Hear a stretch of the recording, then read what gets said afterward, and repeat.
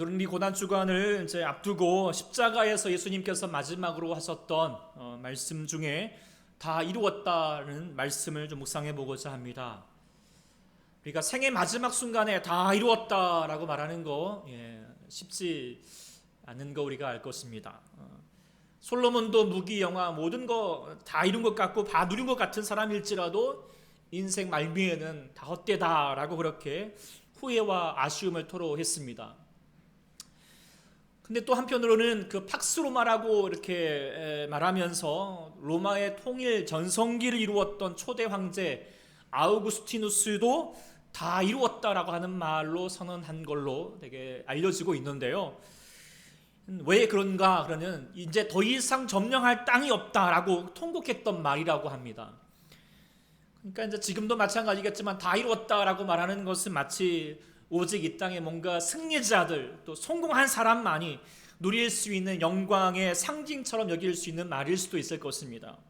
예수님 당시도 그렇게 생각했을 수도 있을 것입니다.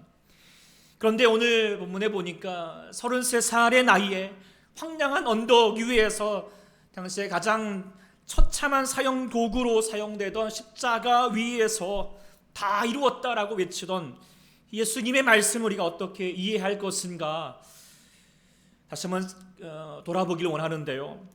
오늘 우리가 이 말씀을 이해할 때 예수님께서 십자가를 지신 본질을 이해할 수 있을 것이고, 더불어서 우리가 고난주간 동안 왜 주님이 날 위해서 고난당하셨는가 분명한 이해를 가지고 이 한 주를 더욱 귀하게 보내게 될 줄 믿습니다. 먼저 주님께서 다 이루셨다라고 하는 의미를 묵상할 때는 먼저니 단순히 좀 심각해 보면은 그것은 주님의 고통과 고난이 끝났다라고 하는 것을 이해할 수 있을 것입니다. 예수님의 삶을 겉으로 보기에 한마디로 표현할 수 있다면 그것은 고난일 것입니다. 이런 말 하잖아요. 인생은 멀리 보면 희극이지만 가까이 보면 비극이다 라고 말하죠. 그런데 예수님은 전 반대인 것 같아요. 예수님의 삶의 중심에서는 그 안에는 충만한 기쁨이 있고 또 은혜로 살아가셨지만, 그러나 인간적인 측면에서 예수님의 삶을 멀리 보면 정말 비극의 비극이죠. 태어나시면서 마국간 말구유에서 태어나셨고 가나안 형편 속에서 갈릴리 총구석에서 목수의 삶을 사셨습니다. 하늘 영광을 버리시고 이 땅의 빛으로 오셨지만 그의 백성들은 주님을 영접하지 않으셨습니다. 머리 둘 곳 없이 이리저리 길 위의 삶을 사셨습니다. 그러나 이 모든 것도 예수님께서 마지막에 감당하셔야 했던 십자가에 비하면 약과에 불과할 것이겠죠. 십자가는 지금이야 액세서리에 지나지 않고 여기기도 하지만 당시 십자가는 인간이 행할 수 있는 가장 고통스러우면서도 가장 잔인하고 야만적인 처형 방법이기도 합니다. 때로는 우리도 십자가의 고통을 간과할 때가 있습니다. 쉬이 여깁니다. 그래서 이 시간 제가 십자가에 대해서 과장하진 않지만 담담하게 십자가의 고통을 한번 좀 소술해 보고자 합니다. 예수님께서도 십자가형 이전에 채찍질을 당하셨습니다. 로마의 채찍형은 매우 잔인한 형별로 알려져 있습니다. 보통 39개의 가닥으로 이루어져 있는데 그 끝에는 쇠사슬과 뼈조각이 박혀 있습니다. 거기다가 이 가적을 하루 동안 물에 담가 불려놓아 무겁게 만듭니다.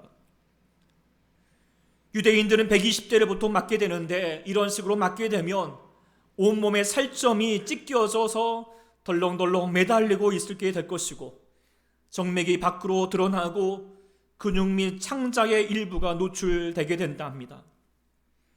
채찍질의 형벌을 당하면 거의 죽을 수밖에 없습니다.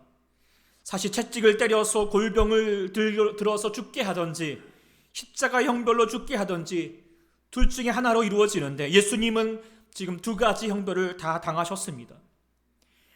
당시의 사형수의 자족들이 채찍질을 집행하는 사람들에게 뇌물을 주는 경우가 많다고 하는데 그 이유는 채찍질을 살살 해달라고 하는 것이 아니라 채찍질을 훨씬 더 심하게 해서 십자가에 매달리기 전에 죽음을 맞이하게 해달라고 하는 이유라고 합니다. 그만큼 십자가형이 더 고통스럽다는 것이지요. 사형수가 무거운 십자가 형틀을 들고 사형장까지 끌고 가면 십자가에 매달 준비를 하게 됩니다. 먼저 사형수의 속옷까지 모두 벗겨서 나체로 만들어 버립니다. 이후에 사형수를 십자가에 눕혀 손목과 발꿈치에 7인치에서 5인치 정도의 사람의 무게를 감당할 만한 초대형 대못을 박습니다. 이 못의 크기 때문에 그 고통은 상상을 초월합니다. 모든 신경을 비틀어서 뭉개는 듯한 심한 고통이 느껴지게 됩니다. 그러나 최악의 고통은 이제부터 시작입니다. 못 박힌 상처에 몸무게에 힘이 가해져서 고통은 극대화되고, 못 박힌 팔이 몸무게 때문에 팔이 늘어나다가 결국 양쪽 얼굴이 탈골되게 됩니다. 그런 가운데 사형수는 생존 본능상 몸을 울려서 숨을 쉬게 되는데, 이때 몸을 세우려고 무릎을 꺾게 되면 이 과정에서 모든 고통을 다시 가중받아야 합니다. 현대의 연구에 따르면 십자가형의 수용자들은 못 박힌 상태에서 대략 1000번 정도를 기절했다가 깨었다가를 반복하면서 그 가운데에서 그야말로 죽고 싶어도 죽을 수 없는 상태가 되게 됩니다. 그러기를 반복하다가 온 기진이 다 쇠하고 나면 더 이상 몸을 올려서 숨을 쉴 수 없는 정도가 되어 가게 되면 호흡수가 줄어들면서 식실사하거나 혹은 호흡 산동증에 빠져서 심장이 터지거나 심장마비로 쏘크사여서 죽음을 맞이하게 됩니다. 오늘 본문 1절에 예수님이 내가 목마르다라고 말씀을 하셨는데, 이것은 고통의 정점에 있다는 것을 알려주고 있는 말입니다. 십자가에 달리신 예수는 이전에 당했던 채찍질과 못 박힐 때의 출혈로 저혈당 쇼크 상태에 빠지게 됩니다. 이 상태가 되면 심장은 더 이상 피를 퍼올리지 않게 되고, 심장은 남아있는 피의 양을 유지하기 위해서 소변을 만드는 일을 중단하며, 몸은 흘린 피를 보충하기 위해서 물을 요구하게 되기 때문에 매우 목마르게 된다는 것이죠. 본문에서 예수님께서 목마르다라고 하는 고통의 호소 때문에 사람들이 심포도에 적힌 해면을 우슬초에 메어서 예수님의 입에 대어 주었다라고 기록되어 있습니다. 이것은 포도주가 상한 식초를 물에 탄 포스카라고 하는 음료인데, 그만큼 하나님의 아들이신 예수님께서 육체적인 고통을 하나도 가감없이 다 감당하셨음을 우리가 분명히 알 수 있게 되는 대목이게 됩니다. 오늘 본문의 30절에 신포도주를 받으신 후에 주님은 다 이루셨다 하시고 영원히 떠나가셨다 하셨습니다. 그러니 이제 그 잔인하고도 기나긴 고통이 끝났음을 스스로 되뇌이는 말로 우리는 분명히 이해할 수 있을 것입니다. 우리는 코로나로 말미암아 긴 고난의 시간을 보내고 있습니다. 집안에 갇혀 있다시피 하고, 또 보고 싶은 사람들도 외면해야 되고 삶의 제약이 많습니다. 경제적으로 심각한 위기를 맞이하신 분들도 많습니다. 많이 힘드신 줄 압니다. 그럼에도 우리가 우리의 고난이 큰다 한들 예수님께서 감당하셨던 고난과 고통에 비할 수 있겠습니까? 그런데 우리가 잊지 말아야 할 것은 그 모든 고난과 고통이 바로 나를 위해서라는 사실입니다. 이사야 말씀을 상고해 봅니다. 그가 찔림은 우리의 허물 때문이요 그가 상함은 우리의 죄악 때문이라. 그가 징계를 받음으로 우리는 평화를 누리고 그가 채찍에 맞음으로 우리는 나음을 받았도다. 주님의 그 고난과 고통이 다 우리 때문입니다. 날 위해서 고통을 당하셨다는 것이죠. 주님의 고통 당하심이 두 가지 차원에서 날 위하였음을 우리가 묵상하게 되는데, 먼저는 우리의 고통에 참여하심으로써 우리의 고통을 공감하시기 위함입니다. 주님은 인간이 가지는 우리의 모든 고난을 이해하십니다. 말로만 이해하는 척이 아닙니다. 선거철에서 그저 표를 얻기 위해서 소를 하는 정치인들과 전혀 다릅니다. 주님은 몸소 다 체험하셨습니다. 그 십자가로 우리의 아픔을 공감하시고 우리를 위로하십니다. 그래서 주님의 공감은 어떤 누구보다도 힘이 있습니다. 세상이 줄 수도 알 수도 없습니다. 우리의 마음 깊은 곳까지 미치는 위로요, 평안이요, 은혜가 됩니다. 또한 주님의 고통은 우리의 고통을 끝내시기 위함입니다. 주님은 채찍에 맞으심을 우리가 나음을 얻었다라고 하셨듯이 주님은 고통받는 자를 주님의 채찍질 당하심으로, 고통당하심으로 우리를 치료하십니다. 몸의 질병도 삶의 고난도 주님은 우리를 치료하시고 회복하기를 원하십니다. 그러니 우리가 고통 가운데 있을 때, 고난 가운데 우리가 무엇보다도 우린 주님께 기도해야 할 줄 믿습니다. 코로나의 모든 질병을 물리쳐 주시기를 기도하십시오. 여러분의 아픔을 가지시고 주님께 기도하십시오. 주님은 우리의 모든 고통과 우리의 모든 신음소리를 듣고 계시고 반드시 응답하실 것입니다.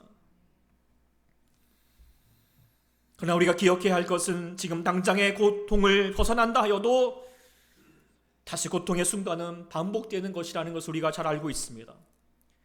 죄의 문제를 해결하지 않는 한 그 죄로 말미암아 삶은 끊임없이 고통의 연성으로 점철되고 있습니다. 지금의 코로나 감염도 지금으로 끝나지 않을 거라고 전문가들은 얘기하고 있지요. 그러니 인생은 계속하여서 비극인 것입니다. 그러나 주님께서만이 우리의 비극을 끝낼 수 있음을 십자가를 통하여서 보여주셨습니다. 이루어주셨습니다. 주님께서 십자가에서 우리의 죄를 감당하심으로, 그 죄를 죽이심으로 말미암아 우리로 하여금 저 천국으로 이를 인도해 주실 것입니다. 주님의 나라는 더 이상 곡하는 것이나 아픔이나 고통이 없습니다. 그러니 우리가 당장의 고통에서 해결되는 것만을 바라는 삶이 되어서는 안 됩니다. 우리는 지금 국면만 넘기자는 마음으로 사는 것이 아니라 영원한 하나님 나라를 사모하는 자가 되어야 할 줄 압니다. 그래서 주님의 나라를 준비하는 주의 거룩한 주의 신부가 되어야 할 줄 믿습니다. 이렇듯 우리는 주님의 고통 당하심으로 우리의 고통을 주님께서 감당해 주시고 또 회복시켜 주십니다. 정말 놀라운 사랑입니다. 그런데 이제는 우리가 그저 받아 누림으로만 멈춰서는 안 되겠습니다. 우리도 주님의 고난에 참여해야 하겠습니다. 이 고난 주간 날 위해 고통당하신 주님을 기억하면서 조금이라도 동참하는 마음으로 나의 오락을 줄이고 한 끼라도 금식하고 기도하는 저와 여러분이 되기를 간절히 소망합니다. 이사롱 묵상하셨듯이 예수님께서 다 이루신, 십자가에서 다 이루신 것은 그 고통을 끝내셨다라고 하는 것을 생각하게 됩니다. 그런데 우리가 십자가에서 단지 고통의 시간이 끝났다는 것만이 본질적인 내용이 아닙니다. 주님께서 말씀하셨을 때 끝났다, It's over라고 말씀하시지 않냐고, 다 이루었다, It's finish라고 하는 단어를 사용하였습니다. finish라고 하는 단어는 시간적으로 끝나는 것이 중요하지 않습니다. 우리가 아이들 숙제하게 되면 그냥 시간 때웠다고 finish라는 단어를 쓸 수가 없죠. 숙제를 다 해야지. 그래서 finish라는 단어를 사용할 수 있는 것처럼 주님께서도 시간이 끝남이 아니라, 고통이 끝나는 것이 아니라 고통 속에도 하나님께서 이루어야 될 숙제, 사명을 다 감당하셨다라고 하는 의미입니다. 그것은 스스로 주어진 것이 아닙니다. 하나님께서 보내신 자, 바로 주님을 보내신 자, 하나님으로부터 주어진 바요, 구약에서부터 말씀하신 바입니다. 그래서 복음서에는 예수님께서 그의 행적을 당하여서 말할 때마다 붙여진 살을 있습니다. 오늘 본문 28절과 36절에도 반복하여서 밝혀두고 있지요. 뭐라고 기록되어 있습니까? 28절 36절에도 성경을 응하게 하려 하십니다. 말씀 따라서 하나님의 뜻으로 십자가를 감당해 갔다는 것입니다. 이를 통하여서 성경 우리로 하여금 분명히 알게 하는 바가 있습니다. 예수님의 삶과 십자가는 우연히 일어난 사건이 아닙니다. 유대인의 교만과 고집에 의해서 억울하게 발생한 것도 아니요, 빌라도의 비겁한 판결에 의해서 피동적으로 이루어진 것도 아닙니다. 이는 바로 십자가에서 이루고자 하신 하나님의 뜻을 이루기 위함이라는 것을 우리가 생각해야 합니다. 그렇다면 하나님께서 예수님을 통하여서 이 땅에 보내신 하나님의 뜻이 무엇일까요? 그것이 무엇인가? 우리는 한마디로 얘기한다면 그것은 바로 구원입니다. 요한복음 분명히 우리가 잘 아는 말씀으로 분명히 우리 가운데 들려주고 있습니다. 하나님의 세상을 이처럼 사랑하사 독생자를 주셨으니 이는 그를 믿는 자마다 멸망하지 않고 영생을 얻게 하려 하심이라. 하나님이 그 아들을 세상에 보내신 것은 세상을 심판하려 하심이 아니요 그로 말미암아 세상이 무엇을 얻게 하기 위해서 구원을 얻게 하기 위함이라고 분명히 말하고 있습니다. 하나님께서 세상을 보내 이 땅 가운데 그의 아들 독생자 예수님을 보내신 것은 심판이 아니라 구원이라고 말했습니다. 그런데 묵상해 보면은 심판하는 것은 하나님의 율법과 공의를 앞세우는 것이죠. 그런데 공의만으로는 구원이 일어나지 못합니다. 심판이 있을 수밖에 없지요. 그런데 그 공의 앞에 사랑이 더해져야 합니다. 사랑이 더해져야지 그 구원이 일어난다는 것을 우리가 생각하게 됩니다. 그런데 공의와 사랑은 양립할 수가 없습니다. 상반적으로 작용합니다. 세상에서도 공의를 앞세우면 무시무시한 무서운 세상이 되어버립니다. 그렇다고 해서 사랑을 앞세우면 공의가 무너지고 무법천지가 되어버립니다. 이처럼 절대 양립할 수 없는 공의와 사랑이 완전하고도 완벽하게 이루어지는 곳이 있습니다. 그것이 어디입니까? 바로 십자가입니다. 십자가입니다. 십자가만이 공의로 세상을 심판하지 않으시면서 세상을 구원하시려고 사랑을 더해 주신 곳입니다. 그러니까 이를 위해서 우리가 잘 아는 예화가 있죠. 어느 나라의 왕이 새로운 법을 제정하여서 공포하였습니다. 왕이 새 법을 지키지 않는 사람은 누구도 용서하지 않겠다라고 강하게 말하면서 누구라도 벌로 두 눈을 뽑겠다라고 엄포하였습니다. 그러던 어느 날 간원들이 그 법을 어긴 범법자 한 사람을 잡아왔습니다. 잡아왔던 사람은 다름이 아니라 왕의 아들이었습니다. 왕은 이럴 수도 저럴 수도 없는 처지에 놓였습니다. 백성들은 범법자가 단 하나밖에 없는 왕의 자식이기 때문에 그의 누나를 빼지 않을 것이라고 생각했습니다. 하지만 왕은 자신의 아들의 죄를 특별히 묵인해주면 백성들이 법을 어길 경우 처벌할 명분을 잃게 될 것이라고 생각할 수밖에 없었습니다. 그래서 며칠 고민하던 왕은 결국 어떻게 됐는가? 아들의 눈 한쪽을 그리고 자신의 눈 한쪽을 뽑았다라고 합니다. 아들의 한쪽의 눈은 사사로움으로서 사사로움보다 공적으로 공의를 세우신 것이고 자신의 한쪽 눈은 자식에 대한 아버지의 깊은 사랑을 세운 것이라고 하는 것을 나타내는 이야기입니다. 감동이 되어 하는 예화이고 그렇지만 그럼에도 불구하고 공의의 사랑을 온전하게 설명하기에는 부족한 게 사실입니다.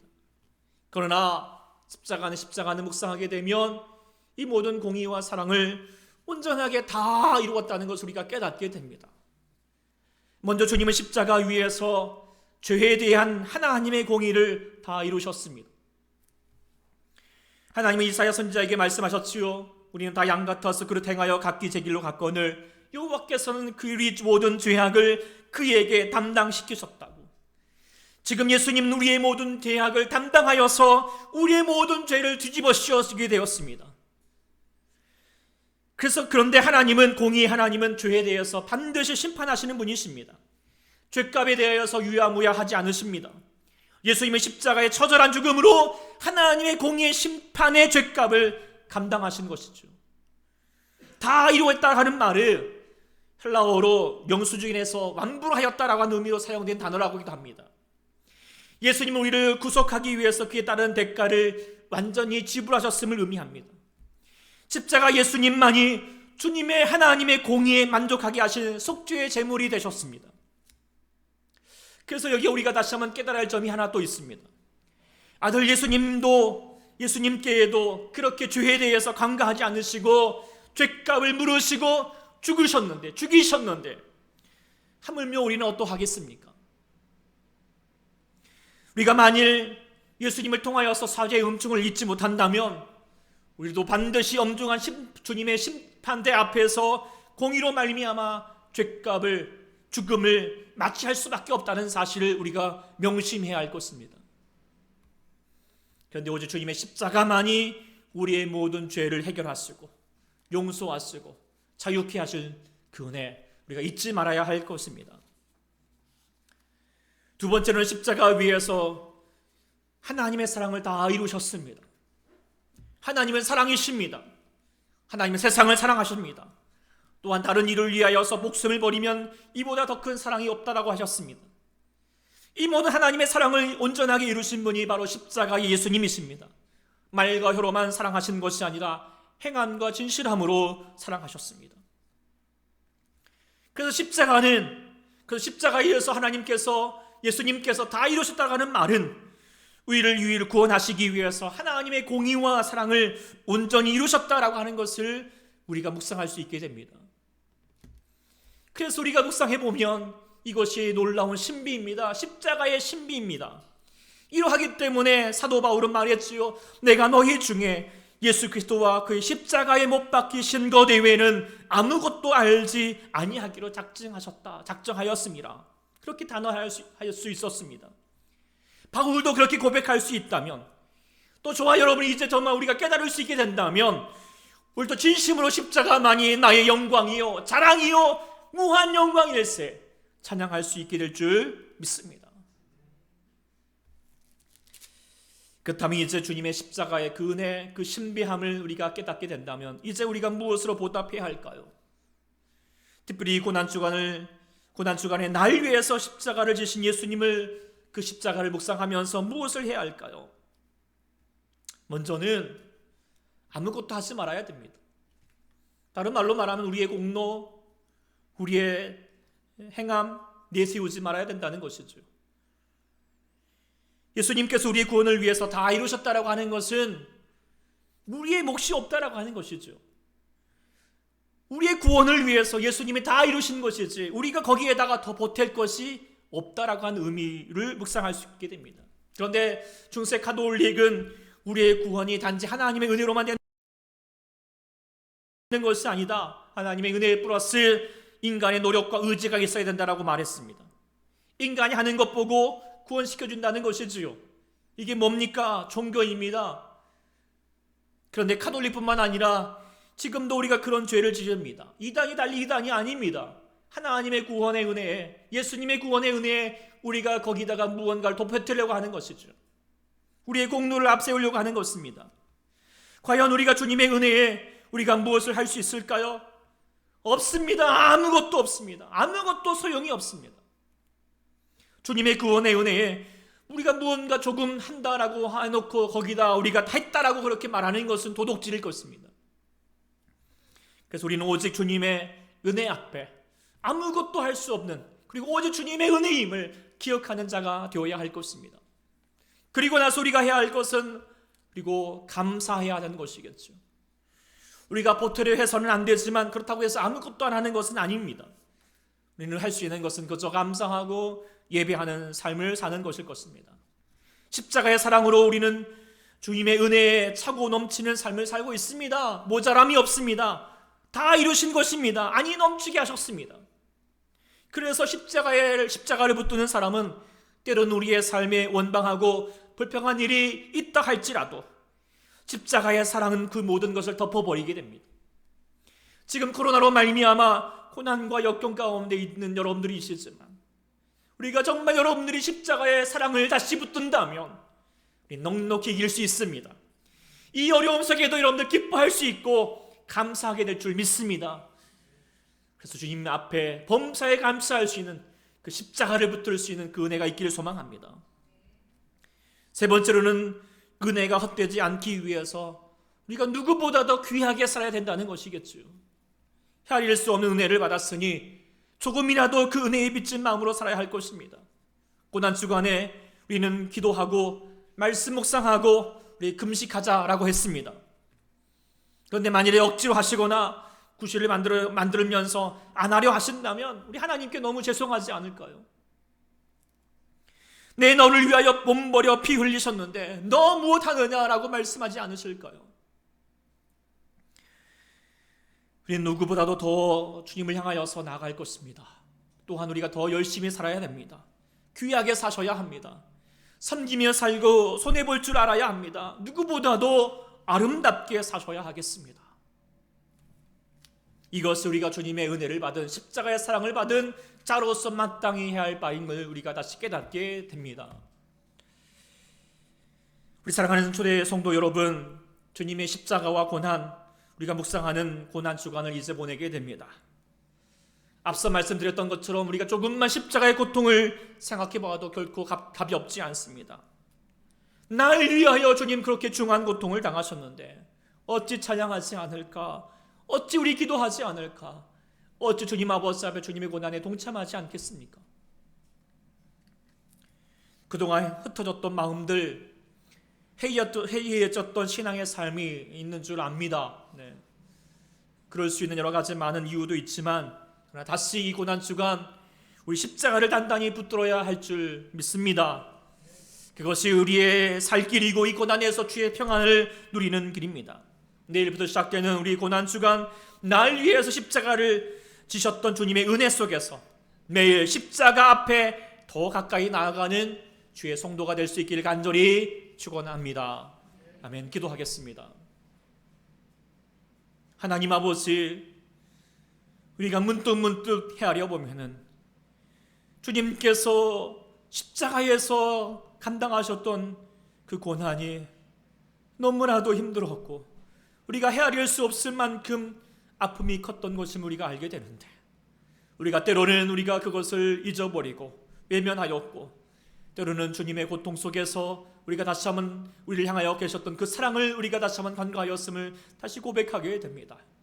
하나님 아버지, 오늘도 이제 저희가 그 하나님의 십자가를 우리가 다시 깨닫고 붙들고 이제 고난주간으로 다시 한번 나아가게 되오니, 하나님, 우리가 무엇보다도 주님께서 우리를 향하여서 십자가에서 우리를 향하여서 주님의 공의와 사랑을 다 이루셨던 그 놀라우신 구원을 우리가 알게 하시고 그 은총 속에서 감사하면서 기도하면서 찬양하면서 예배하면서 은혜의 삶을 살아가는 우리 모두가 되게 하여 주시옵소서. 주께 영광 올려드리며 예수님의 이름으로 간절히 기도하옵나이다. 아멘.